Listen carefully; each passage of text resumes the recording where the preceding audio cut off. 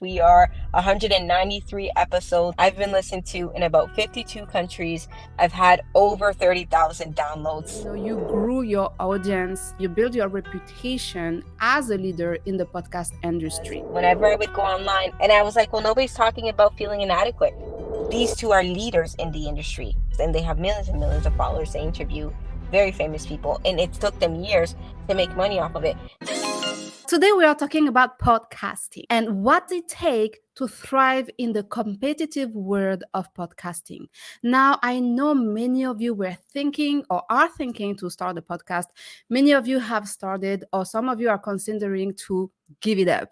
But listen, during our conversation, our standout guest, Hanna Guzman, who is the host of the groundbreaking podcast Advice from Hanna, will bring her unique voice to what it takes to be successful and to launch, grow, and run an influential podcast. We're going to be honest and transparent from the get-go. Hanna and I, we are friends. And girl, it took me months before to have you on the podcast. I chased her.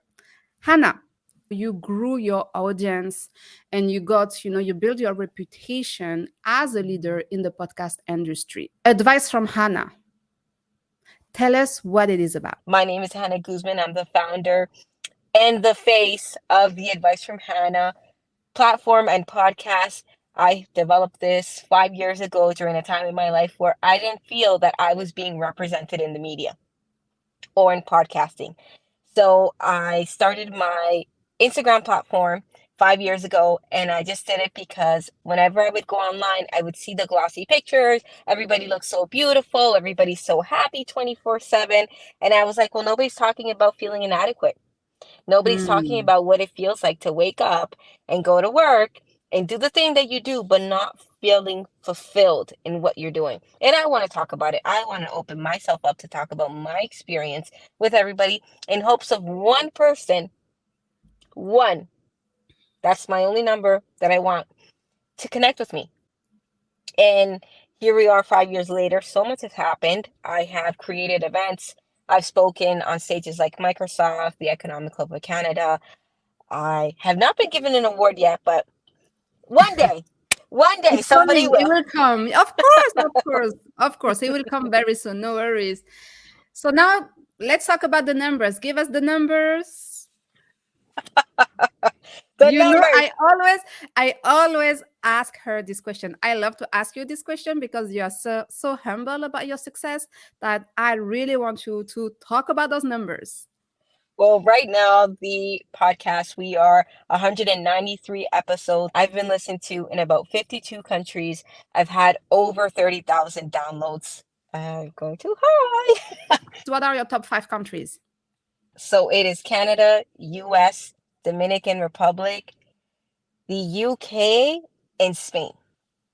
Wow. What's the further country you have been listened to? Ooh, I have seen the Philippines. I recently, because of probably you, been listening to in Africa, which has never happened before. Australia, sometimes Bosnia. Wow. I see countries that I have no idea. Sometimes I'm Googling, I'm like, where is this? Where is this country? And I see, because there's so many different countries in the world. It's always humbling to hear and to see that my voice is in your ears. Like, Yeah. that is just, to me, that's one of you've let me into your headspace, which I really think is one of the most precious places on a human. I know everybody talks about, like, a hug and everything, but I'm in your headspace. It is powerful. And I think, it's important to understand the why of podcasting. So 2023 is the first year that there is less podcast being created. And it is mainly because podcasting is hard. Hold on. Let me rephrase it. It's easy to get started, but you need to be clear about your why because it takes time, commitment, and consistency.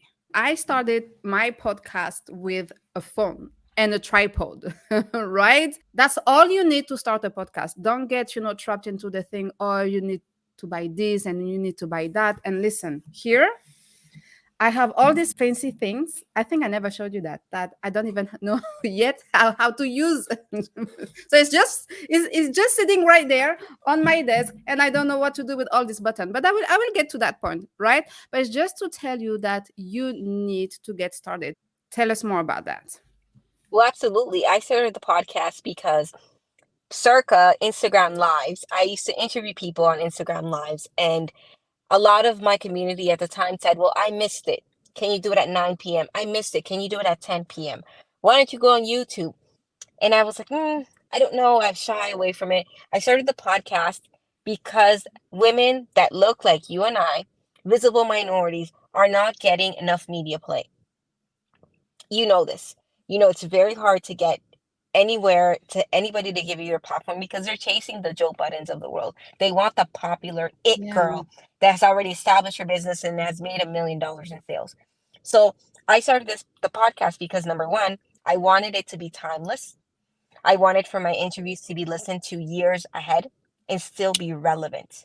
I Yeah. always talk about what you're doing today, not about trending topics. I can, but I want to showcase and highlight the individual where they are today. So then in 2 years from now, we can look back at this interview and say, oh, well, I remember where I was in my business. I Yeah. remember what I was doing at that point. And the only way you're going to build an audience is by consistency. And we're not going to get there. So Botum, who is the creator of Rap Radar, and Joe Budden had an interview. So these are two big podcasters in the hip hop world. He had asked Joe Budden when was the first time he saw more than $200 for podcasting. And Joe Budden said it took him years. Yeah. He goes, it was years before I saw more than $200, bro. Years. So I reposted it in my stories. I'm actually gonna send that over to you because these two are leaders in the industry, in my perspectives, and they have millions and millions of followers. They interview very famous people, and it took them years to make money off of it. Don't think about the money, think about the impact. Mm-hmm. There's not a dollar figure that I can put on 30,000 downloads and counting. I can't put a dollar figure on that because that's only 30,000 devices. That's not how many people are in the rooms. Yeah. So I And don't really know my impact at that point, right? yes, and there is a difference between download and listens, and that's something we talk about often, you and I.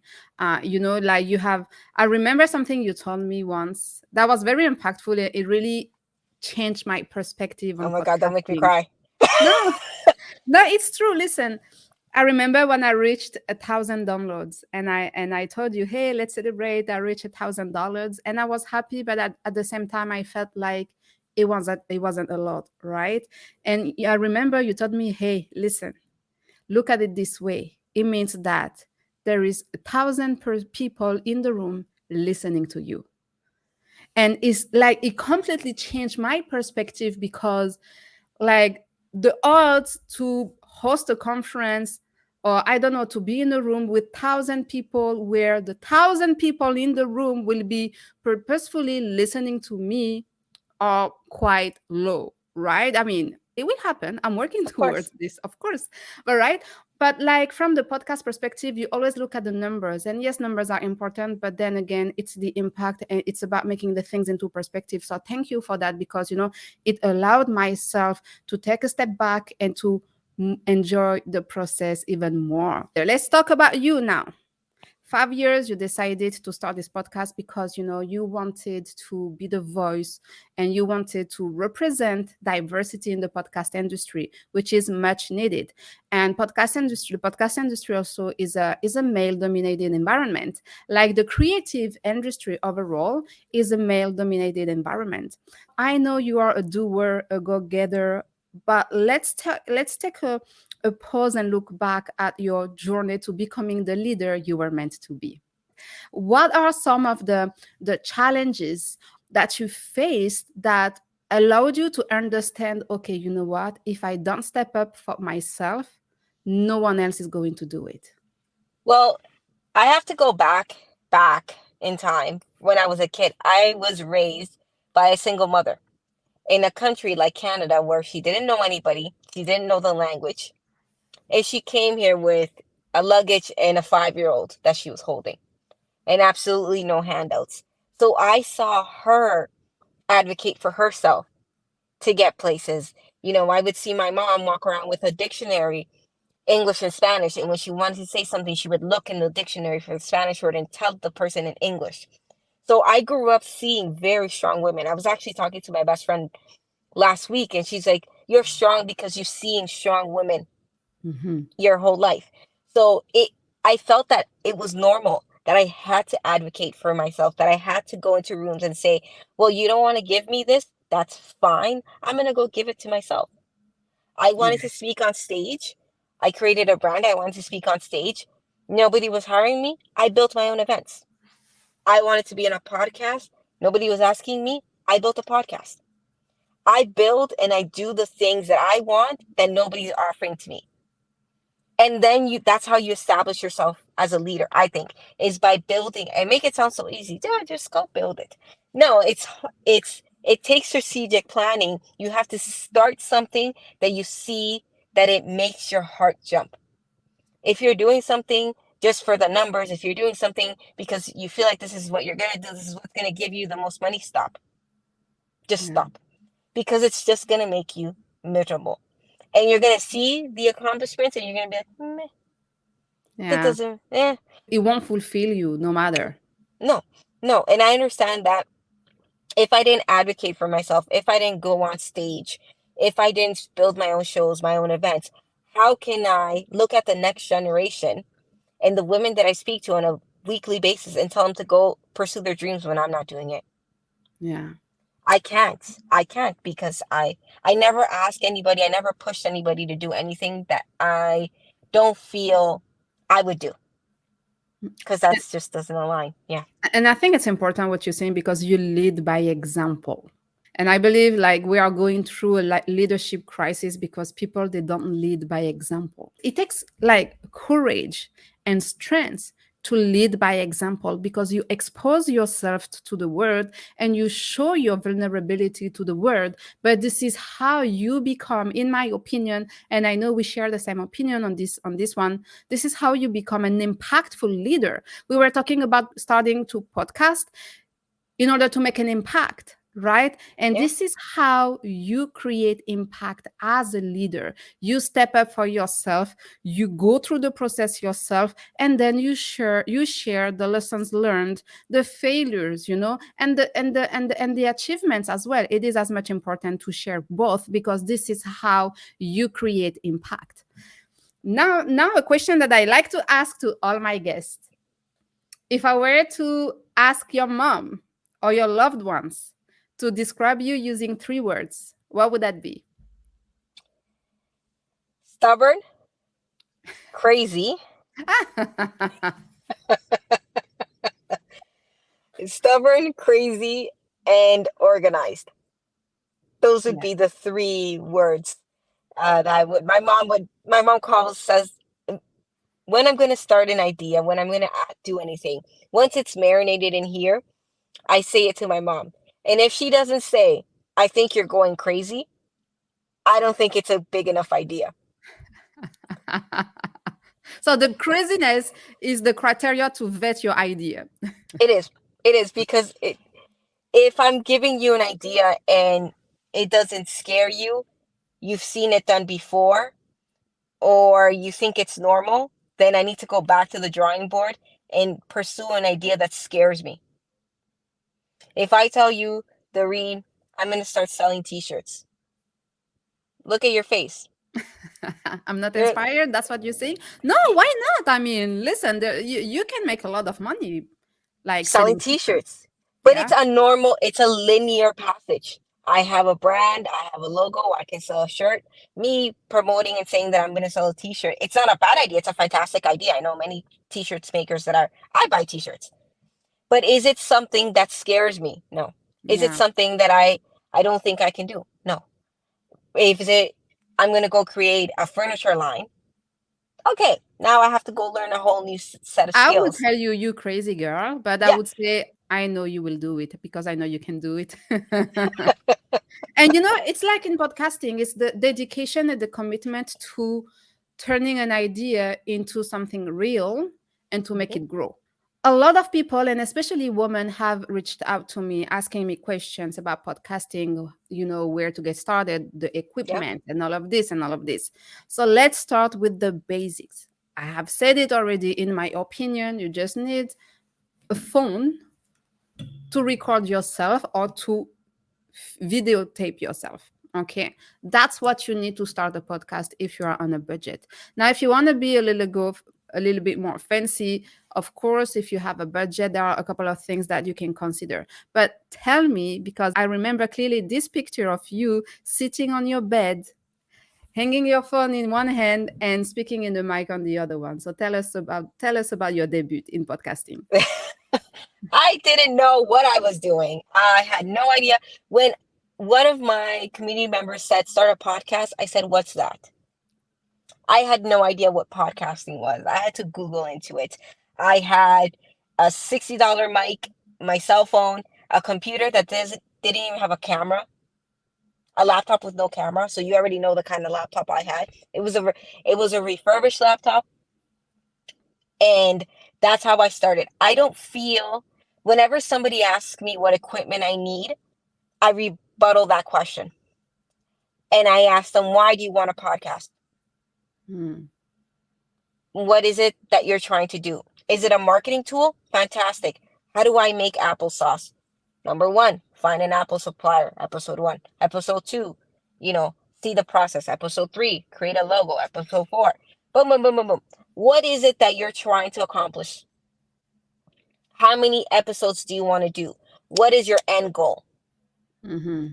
Then we could talk about equipment. Because if you're just trying to crank out 12 to 24 episodes in a season to talk about a specific subject, there's podcast studios in Toronto that you can go sit and do sessions and make it as professional and as profound as possible. If you're like me and you want to get to episode 5,000, for instance, I have the number in my head. I've never shared it, but I'm just saying 5,000 for the funds of it. If that's what you want to do, okay. Why? How many? What is the impact that you're having? I don't like the idea. This is why I shy away from doing master classes and all of this, because I would love the people that are in the room to have a clear objective to why you want to do this and what you want to leave behind, because my voice is on there forever now. Yeah, and often, the equipment piece is an excuse for people to not to start a podcast, or that keeps holding them back, when actually, like, that should be the last on your priority list when it comes to podcasting. How did you feel about knowing that your voice will be out there forever? And were you concerned, or were you hit by self-doubt, the fear of judgment? Will people like it? And how they don't like my voice? Because listen, I can tell you this, I hate the sound of my voice. I Mm. really do. And it has been the case forever. And that's something, before starting the podcast, that I kept focusing on. But if myself first, I don't like the sound of my voice, will people will listen to me? How are they going to, perceive the sound of my voice? So tell us a little bit more about that. To be honest, I wasn't concerned. Oh, I you're so good. Like, I was boo, this is who I am. I'm just like, you know what? When I was a child, my grandma said that she wanted my name to be on the door of a building. And I said to her, I want my name on the stage. I just don't know how to sing or dance. Maybe I can learn to act now, but I don't know how to sing or dance. So to me, podcasting was a way of getting my name in every room, Love that. virtually. So I don't know if you noticed my covers, they're always very showy. Like it's a Mhm. show. Yeah. So it's kind of my way of having my face and name everywhere. I think it should be everywhere. Why not? It's just who I am though as a person. This is I who you you are. are. Yeah, you know Yeah. me, right? I'm like, Yeah. oh, why not? and, That's and we are the total opposite, and I do believe that's why we complete each other like so well, because I am Yep. an introvert and you are an extrovert, and this is beautiful this way. um Podcasting often praised for its ability to foster intimate connections, right, Mhm. with the listeners, but also with the guest. So my question is, how do you ensure that authenticity and reliability remain consistent in each of your episodes? I typically only talk about what I have gone through and what I feel in my heart. I don't touch upon subjects that I don't feel I can talk about and navigate, and that's when I bring in a guest because they're an expert in their field. They're a leader in that industry, and I'm not. So Mm-hmm. that's how I've battled that. I'm not an expert in everything. I can't talk about everything, and that's where the guests come in. Because then now you and I can have a conversation that sounds like we're having it privately so the world can hear it. I like that. And that's something I'm really trying to build here too, right? Having those Yeah. conversations, those vulnerable conversations with women who I love to hear the stories from. And oftentimes, and that's the goal behind the Stand Up from the Crowd podcast, is really to make other women realize, and other individuals who want to become a leader, that it is not easy. None of us has it perfect. There is a lot of ups and downs, a lot of things in between. Those are the things that you don't see, that you don't know. And that's why, I bring people, experts on the podcast, so the audience, the listeners, can learn and know that they are not alone, that there is nothing wrong with them, that we are all of us going through some shitty moments, tough moments. And that, the only difference though is that we don't live that negative moment, that lows, to stop us from moving forward. We may have to step down, or maybe to lower the pace, but we never give up because of all the hardship we are going through. This is true. This is true. You have to prevail. You have to prevail in life, and my life isn't perfect. I go through my ups and downs. I swear I go more down than up lately, but can I catch a break? And it's just I share what I can to kind of make us feel the same. And there's other intimate thoughts and intimate feelings that I can only write, that I can't even speak. And that's a whole other chapter of my life. But it's just one of those things that I feel like if we don't share, then how will somebody know? Yeah. That I feel the same way. Oh my God, I feel the same. It's when I'm most vulnerable that is when I connect the most. The episodes I don't want to drop, the subjects I don't want to talk about, my divorce being one of them. I've talked about this numerous times, and the impact that it had on my creativity, and the impact that it had on how I present myself, and how hard I have to go now, because now as a woman who's reclaimed her independence, you can be independent in a relationship, yes. But for me, I had to reclaim it back. And it's been something now that I know that I have to work harder, Yeah. and I have to show up just as sharp because, as you said, the creative industry is dominated by males. Yeah. So I have to show up in a way that's not, it may be my old way of thinking, but I don't want to be shown off as somebody who is implying something else. I dress very modestly, long sleeved. I don't really showcase a lot, especially when I'm in business, because I want you to look at me and not see me as an object, if not as an equal, and somebody who is just as competent and is just as smart as you to be in that same room. Do you script your podcast, or you speak from the bottom of your heart? Bottom of my heart, I can't be scripted. The day I have to be scripted is going to be a big learning curve for me, because I've sat down with creatives before. I've sat down with a producer who does movies as a living, and his process to map out things is similar to mine's, but mine stops at a certain point, Mm-hmm. and his keeps going. And I'm just like, this is just too much for me. I just can't do it. I can't. But I know it's something that I need to do and work on once the stakes get a little higher. I do know. But I do have the same thinking process. It's in I your head already. It's just a Yeah. matter of, putting on paper. And my last question to you, because I know you are a busy lady, what would be your advice to all the people who want to start a podcast? Follow your heart and do something that's authentic to you. not anything because I'm doing this way, you're doing that way. Something that feels natural to you and that's authentic and unique to your personality. That when you can look back 10 years from now, you're like, wow, I'm happy I did that. And one more question, and I promise that this will be the last one. Building a supportive network in the podcasting industry. Like, is that something you have been working towards? Is that something that, do you collaborate? Do you nurture relationship with people within the podcast industry? Or is that something that you do on your own and solo? I'm more of a lone wolf. I Yeah. am a lone wolf. You know this. I do a lot of things alone. I do know other podcasters and I've done a few collaborations, but it's just the essence of my timing. This is where everything comes down to, and sometimes the schedules don't align and I just, to me it becomes too much, and I Mhm. this is why I do things alone because I just move a little faster. Would I love to in the future? Absolutely. I love seeing the way other creatives, other podcasters work, and I have done a few cool stuff. I have, like, me and another podcaster, we posted the same episode on the same week. We interviewed Mhm. each other on the same week. That was really fun. So I've done a few things that I've enjoyed, but again, even to do that with her, that took us like 8 weeks to Yeah. plan out. So it Yeah. takes time. It takes time. It takes time. Where can we listen to advice from Hannah? So I'm on all major podcasting platforms, Spotify, Apple Podcasts, SoundCloud. You can find me www.advicefromhanna.com. And you can see all the links to the podcast on my website.